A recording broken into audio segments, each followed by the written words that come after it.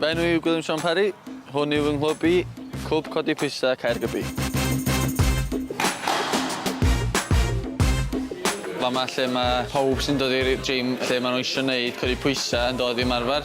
Yng nghanol y gym, da chi'n gweld, mae yna bwysau rhydd arall sydd mwy ar gyfer ffitrwydd. A dyn ym mhen draw y gym, mae o fwy ar gyfer ffitrwydd cardiofascular, felly fel rhedag o rhwyfo.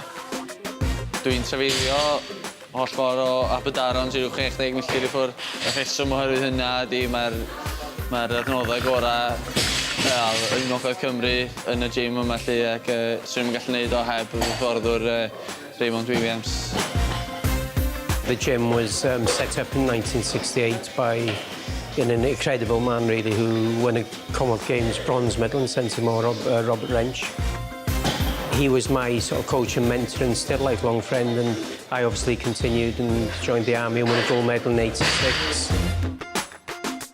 Carl Jones won a medal in 1990, silver medal in Auckland. Now we've had Gareth who's come so close to getting a medal in this game. But the club, it's a powerhouse for the sport in North Wales and Wales. I've been coming to the gym since I was 12. It was a small shed in the school that we're training in, and now got this fantastic facility. I've been British Schools Champion, British Junior Champion, British Senior Champion.